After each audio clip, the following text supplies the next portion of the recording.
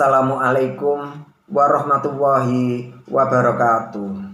Jumpa lagi dengan saya Fatoni. Semoga Allah Subhanahu wa Ta'ala menganugerahkan kesehatan bagi kita semua. Amin, amin, ya Rabbal Alamin. Pada pertemuan kali ini kita akan mempelajari pembelajaran kelas 5 semester 2 tema 7 peristiwa dalam kehidupan, subtema 1 peristiwa kebangsaan masa penjajahan. Baiklah, kita mulai. Kedatangan bangsa Eropa di Indonesia.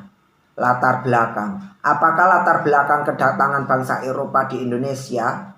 Ya, bangsa Barat menghadapi krisis perdagangan rempah-rempah sehingga berusaha mencari sumbernya dengan penjelajahan samudera. Faktor pendorong.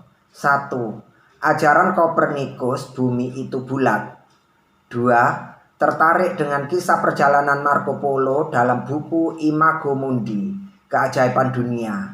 Yang ketiga, adanya kemajuan ilmu pengetahuan dan teknologi. Yang keempat, terwujudnya semangat 3G. Yang kelima, Konstantinopel jatuh ke tangan Turki Utsmani. Dan yang keenam, semangat Reconquista, balas dendam. Lanjutnya, semangat 3G. Apakah semangat 3G itu? Ya, semangat 3G ada 3. Gold, glory, dan gospel. Gold yaitu memburu kekayaan dan keuntungan dengan mencari dan mengumpulkan emas, perak, bahan tambang, serta bahan-bahan lain yang berharga. Glory, memburu kejayaan, superioritas, dan kekuasaan. Mereka saling bersaing dan ingin berkuasa di dunia baru yang mereka temukan. Gospel, menjalankan tugas suci untuk menyebarkan agama. Soal yang pertama. Salah satu tujuan bangsa Eropa ke Nusantara adalah memburu kejayaan, superioritas, dan kekuasaan, atau yang dikenal dengan nama gold, glory, gospel, penjajah. Jawabnya B, glory. Soal yang kedua.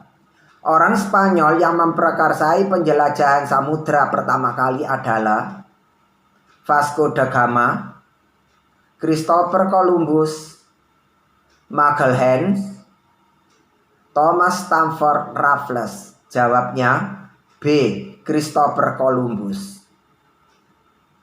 Berikut ini adalah contoh teks bacaan. Dari teks bacaan ini, jika ada kegiatan misalnya menulis apa judul teks itu, bagian yang menarik, apa saja informasi penting dari teks itu, serta bagaimana pendapatnya tentang teks itu, dan apa saran-saran atau tidak menyarankan dari teks tersebut karena apa. Nah, ini merupakan suatu ulasan. Selanjutnya soal yang ketiga. Teks yang berisi penilaian terhadap suatu karya disebut ulasan, ringkasan, rangkuman, rapor. Jawabnya A, ulasan. Baiklah, kita lanjutkan dengan wujud dan sifat benda.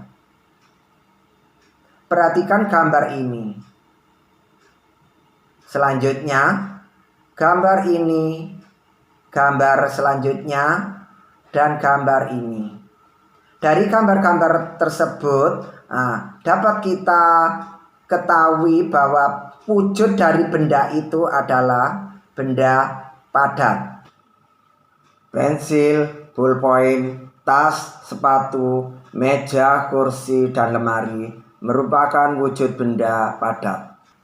Sifat benda padat yaitu benda padat bentuknya tetap. Benda padat tidak akan berubah bentuk jika dipindahkan. Berubah bentuk jika mendapat perlakuan tertentu, misalnya dipotong atau dipukul, dan lain-lain. Perhatikan gambar ini. Gambar selanjutnya, gambar lagi dan contoh lagi. Ya, dari contoh-contoh gambar ini kita ketahui bahwa wujud bendanya adalah benda cair. Ya, air, minyak, susu, dan kecap. Ini merupakan wujud benda cair. Bagaimana sifat benda cair? Sifat benda cair yaitu mudah berubah bentuk. Benda cair tidak mempunyai bentuk yang tetap, selalu berubah sesuai bentuk wadahnya. Benda cair bergerak mengalir dari tempat yang lebih tinggi ke tempat yang lebih rendah. Ya, sifat benda cair tadi kita lanjutkan. Gambar air terjun. Bahwa benda air terjun ini merupakan contoh dari sifat benda cair, mengalir dari tempat yang tinggi ke tempat yang rendah. Benda cair dapat bergerak mengalir dari tempat yang rendah ke tempat yang tinggi dengan perlakuan tertentu. Tetapi pada ketinggian tertentu, air akan kembali ke tempat yang rendah seperti semula. Contohnya, ya, air mancur. Air mancur ini bisa bergerak dari rendah ke tempat yang tinggi dengan bantuan pompa air. Tetapi dalam ketinggian tertentu, air akan kembali ke tempat yang rendah lagi. Selanjutnya, perhatikan gambar ini. Ya, mendidihkan air dari zat cair menjadi gas. Ini adalah asap pabrik, balon udara yang berisi gas, dan ini adalah tabung berisi gas LPG. Ini adalah wujud benda gas. Bagaimana sifat benda gas? Benda gas mudah berubah bentuk. Benda gas mengisi ruangan yang ditempati. Benda gas dapat dikenal melalui aromanya dan lain-lain. Selanjutnya soal yang keempat. Wujud benda terdiri dari berikut, kecuali padat, cair, lunak, gas. Jawabnya C, lunak. Soal yang kelima. Berikut ini merupakan benda cair, yaitu asap, batu, minyak, daun. Jawabnya C, minyak. Demikian pembelajaran kali ini. Sekian, semoga bermanfaat dan saya ucapkan terima kasih. Wassalamualaikum warahmatullahi wabarakatuh.